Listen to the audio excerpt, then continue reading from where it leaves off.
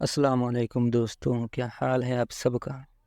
میں امید کرتا ہوں کہ آپ سب خیریت سے ہوں گے۔ بھوپال کے ملویہ نگر میں گھر کے باہر بھیڑ تھی۔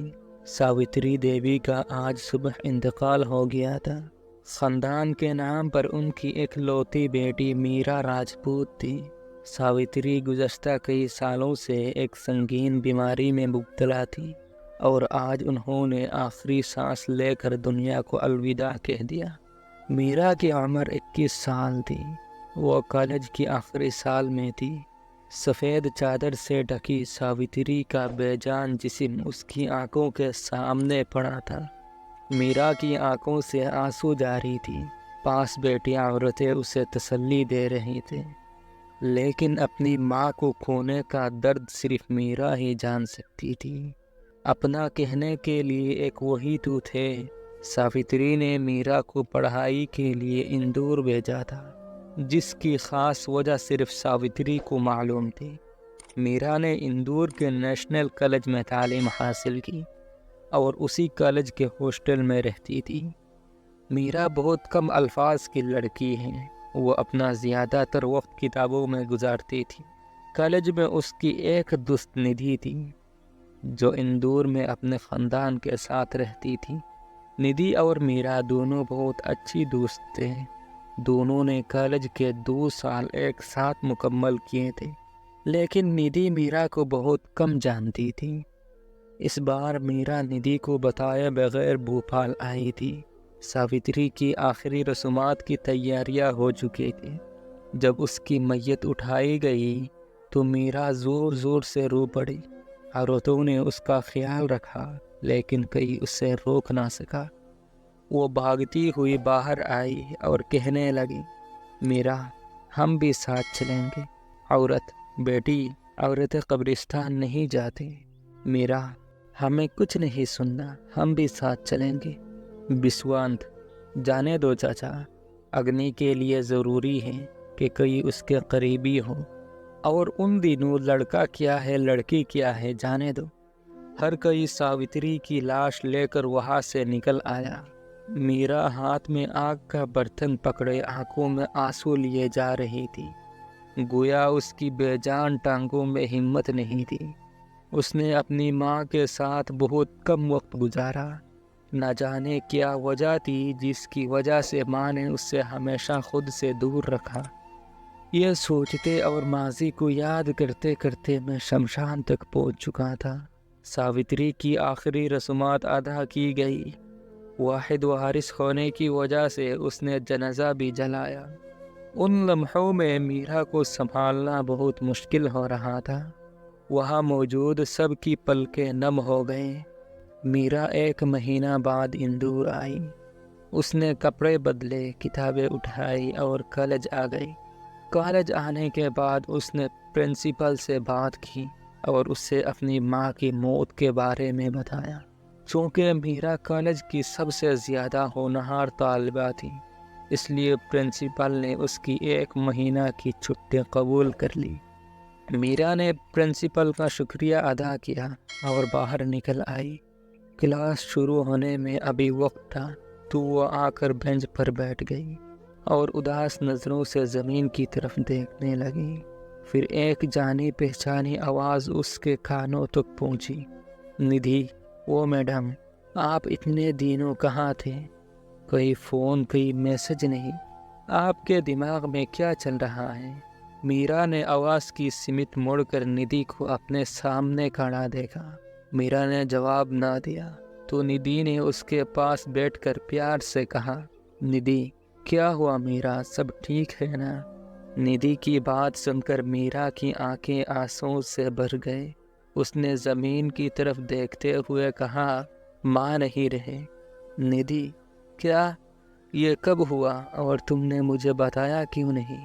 میرا: ندھی، میں کیا بتاتی، میں خود نہیں جانتی تھی کہ ماں کس درد سے گزر رہی ہے، کیونکہ میں کچھ نہیں جان سکتی تھی۔ اس نے مجھے ہمیشہ خود سے دور رکھا، اور دیکھو، وہ ہمیشہ ہمیشہ کے لیے مجھ سے دور چلی گئی۔ یہ کہتے ہوئے میرا کی آنکھیں آنسوؤں سے بھر گئے۔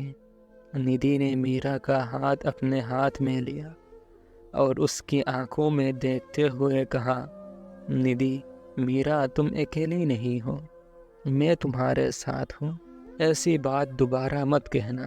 میرا نے ندی کو گلے لگا لیا۔ ندی اسے حوصلہ دیتی رہی۔ کلاس کا وقت ہوا تو وہ دونوں اٹھ کر کلاس کی طرف بڑھ گئے۔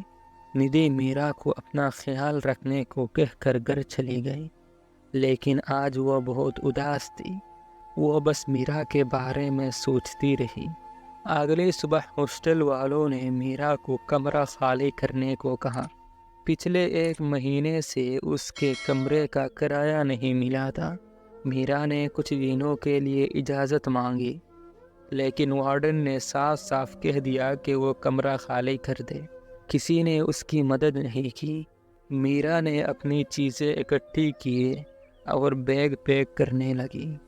اس کے پاس جو پیسہ تھا وہ اس کے والدہ کے جنازے اور اس کے بعد کے کاموں پر خرچ ہوا۔ کسی انجان شہر میں کس سے مدد لی جائے؟ میرا بہت خوددار لڑکی تھی اور اسی لیے اس نے اپنا مسئلہ ندی کو نہیں بتایا۔ میرا کے پاس بھوپال واپس جانے کے علاوہ کوئی چارہ نہیں تھا۔ وہ اپنا بیگ لے کر ہاسٹل سے نکل گئی۔ ندی کالج آئی تو میرا کو کلاس میں نہ دیکھ کر اس نے راگنی سے پوچھا، جو اس کے ساتھ بیٹھی تھی، جو اسی ہاسٹل میں رہتی تھی، ندی، میرا کہاں ہے؟ وہ کالج کیوں نہیں آئی؟ راگنی، ارے کیا تمہیں معلوم نہیں کہ آج وارڈن میڈم نے اسے ہاسٹل سے باہر پھینک دیا ہے؟ ندی، کیا؟ لیکن کیوں؟ راگنی، کیونکہ اس نے ہاسٹل کے کمرے کا کرایہ نہیں دیا تھا۔ اب مجھے ڈسٹرب مت کرو، مجھے پڑھنے دو، راگنی نے کہا اور کتابوں کی طرف دیکھا۔ ندی، یہ سب ہوا اور میرا نے مجھے بتایا تک نہیں۔ یہ لڑکی بھی، یہ سمجھنا واقعی بہت مشکل ہے۔ پتہ نہیں وہ اس وقت کہاں ہو، مجھے جانا ہے۔ ندی نے اپنا بیگ اور کتابیں اٹھائے اور کلاس سے باہر چلی گئی۔ وہ کالج سے سیدھا ہاسٹل آیا اور میرا کے روم میٹ سے پوچھا۔ روم میٹ نے بتایا کہ میرا اپنے گھر واپس جانے کی بات کر رہی تھی۔ ندی وہاں سے چلی گئی اور فوراً ریلوے اسٹیشن آ گئی۔ ٹرین روانہ ہو چکی تھی۔ ندی مایوس ہو گئی۔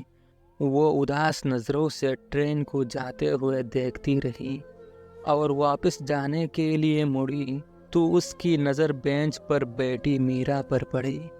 ندی خوشی سے اس کی طرف بھاگی، لیکن اگلے ہی لمحے اس کی خوشی غصے میں بدل گئی اور اس نے کہا، ندی، تمہیں کون لگتا ہے اور تم اس طرح منہ چھپا کر کہاں جا رہی ہو؟ میرا، میں منہ چھپا کر نہیں جا رہی، راگنی کو بتا کر آئی ہوں۔ ندی، اور تمہیں لگتا ہے کہ میں تمہیں اس طرح جانے دوں گا؟ میرا، لیکن اب ہم یہاں کیا کریں گے؟ وارڈن نے ہمیں بھی ہاسٹل سے نکال دیا ہے۔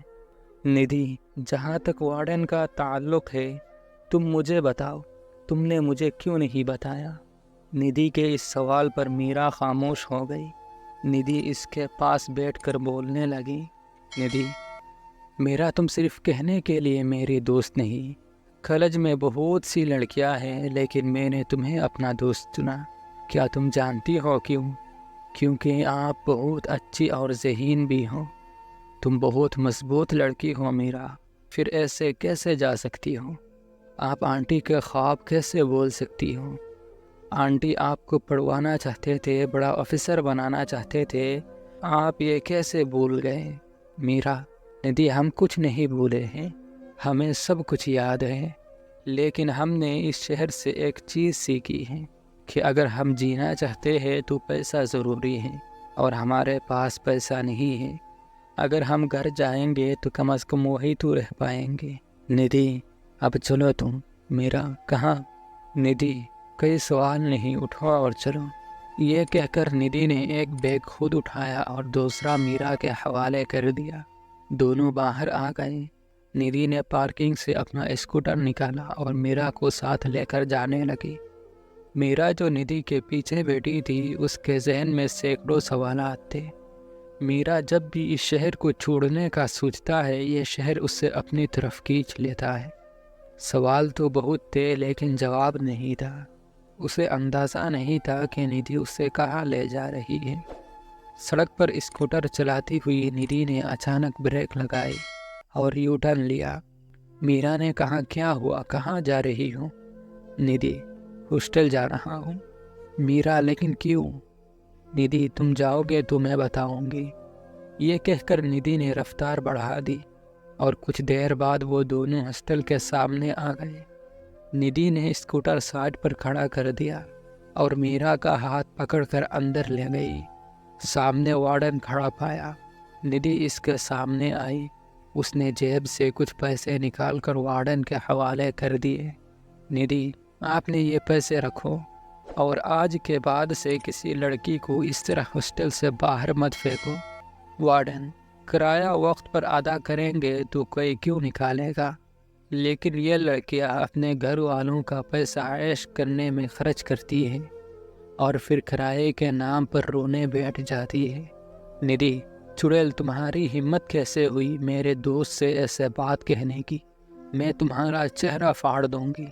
ندھی وارڈن سے لڑنے ہی والی تھی لیکن میرا نے اس سے روک کر کہا ندھی تم کیا کر رہی ہو، ان کو چھوڑ دو۔